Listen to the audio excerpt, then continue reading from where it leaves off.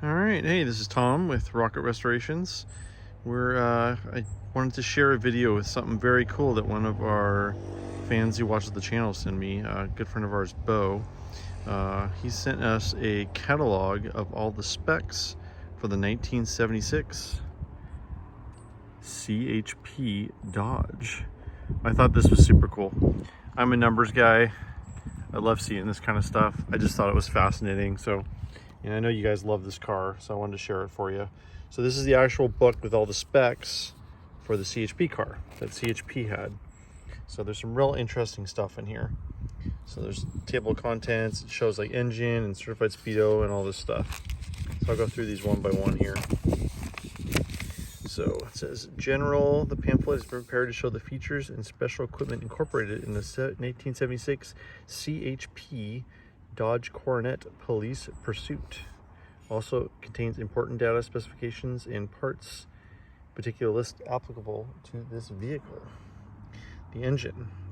These police cars are equipped with Dodge's optional police 440 cubic inch displacement engine with 4-barrel carburetor and dual exhaust.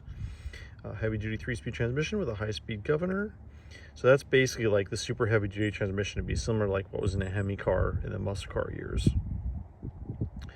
The brakes were special semi-metallic lining with 11 by 2.5 inch rear drums and a dual tandem brake booster.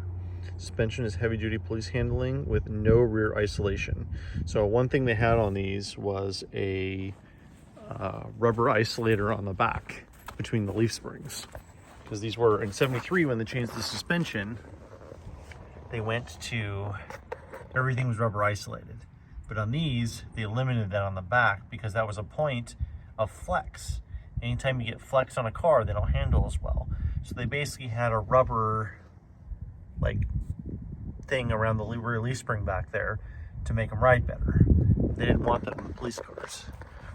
So, and CHP was ordering a couple thousand cars a year at the time. So they had a lot of clout with Chrysler. They would pretty much do anything they wanted to get that contract. It's just kind of a cool thing they did on these. Of course, front and rear sway bars, 28-inch radiator with 1.5 thick radiator core, 17 fins per inch, a 12-inch oil cooler, big clutch fan with a fan shroud and water recovery system to meet weather extremes and conditions encountered during the patrol's operation in California. Because you got to understand that CHP, you know, they could be anywhere from, you know, Palm Desert, or where it's, you know, 120 degrees in the summer, or they could be up on a pass, you know, up on Donner Pass, up near Reno, where it's, you know, feet of snow at a time. So these cars had to be in a variety of different conditions. They came with a 100 amp alternator, certified speedometer with a temperature compensated type magnet. So California did not use radar back then. So they had to have the certified speedo, they had to pace you. So they had to be certified so it would hold up in court when they pulled you over and gave you a ticket. Has a radio suppression system. That's extra grounds. There's one distributor, you know, hood to firewall in the trunk. There's a bunch of different grounds on here to help with radio reception. Because when the engine was running, it created interference with the cop radios. They also had the optional rear window defogger. And on these, it is still the blower type, which I think 76 was the first year for the rear electric window, but they chose to have the blower on it. You can also see the holes in the rear shelf here for the cop lights they had. All right, special order items. So they had heavy duty cloth and vinyl trim interior, and they used a 60/40 front seat. They had the single key lock system with 4 keys. So they actually gave them extra keys. Hood silencer, there's a special hood light that was mercury switch activated, which I don't know if they had that factory. That might have been a special piece they put on there. Screw-on type hose clamps. So they were the worm type clamps instead of the factory Corbin clamps because they held up better. Spare tire were mounted on a different side of the trunk because they had to have room for all their cop equipment back there.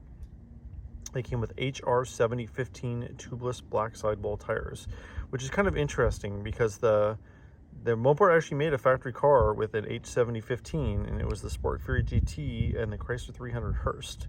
So it's interesting that it came with 70. Most cars would have come with a 78, but they were a little taller. The 70 was a little shorter, so they handle a little bit better for the police. And then it lists the color codes here, which was the standard TX9 for most of the car.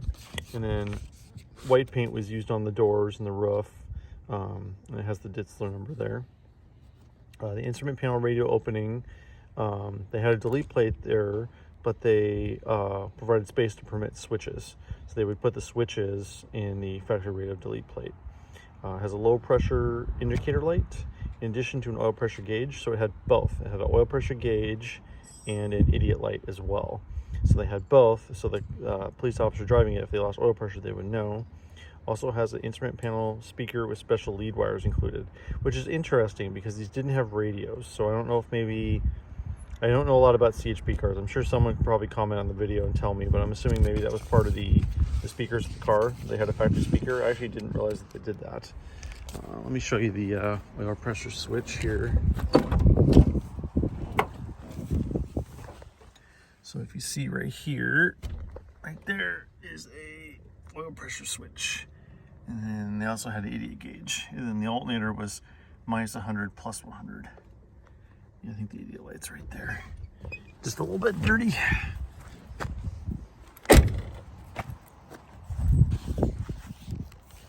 It's a little windy out here. Just trying to blow these around. So this is super cool. So this lists all the special parts on here with the Chrysler part numbers. And they had the production part number. So if it was over the counter, then they had the service part number. So if you bought any of these from a dealer, that was the updated number. So the special shoes had a special brake valve, metering or proportioning valve, unique master cylinder and power brake booster. Had a 195 thermostat, big fan, big radiator, the whole assembly recovery tanks. They had an overflow tank on these. Which is nice to have. You know, the worm type clamps, 2-row condenser, shroud. I'm pretty sure most of that stuff is just standard police package stuff, but again, it's kind of cool to have all the part numbers. The voltage regulator number, brake assembly, more electrical stuff. They had a 500 amp battery. I think they had a cover on them, I think. Heavy duty stomp lamp switch, which is actually a real early part number. The certified speedo, deck lid switch. So they had an electric trunk release too. So they get in the trunk quick if they needed to. All the part numbers for the individual plug wires, secondary cable, battery heat shield, part numbers for the belts, all the exhaust manifolds, dual snorkel air cleaner, gasket for the air cleaner to carb. You know, just kind of neat having all these, the spark plug numbers that they used. Fast idle hardware, so they had stuff that they could raise the idle when you were like pulling somebody over for tickets and stuff, so the battery wouldn't drain when all the lights were on. All the exhaust numbers, rear axle number, dual catalytic converters, which it still has both of them on here. 0.98 torsion bars. That was a beefy torsion bar. Like a Hemi E-body got like a 0.91, I think. These were significantly bigger than that. And then all the sway bar parts, which there's a bunch of unique, you know, special hard rubber on there and a bunch of unique stuff. Upper control arm bushing, shocks, you know, all the rear sway bar number, all the individual pieces, ball joint assembly, power steering stuff, power steering cooler, you know, unique part number for the transmission, the tooth gear, the part number for the wheels and the tires. This is kind of neat too. So there's actually several different interiors you can get on here. So they would either order black, gold, green, blue, or parchment. So they would order, you know, different colors for different cars just to make them a little bit unique. But yeah, just want to thank Bo for sending this to us. I just thought that was really cool. So it's a Dodge created pamphlet. He copied this for us. It was really neat. So, you know, we're still working on this thing. Fortunately, it's kind of the start of rainy season here.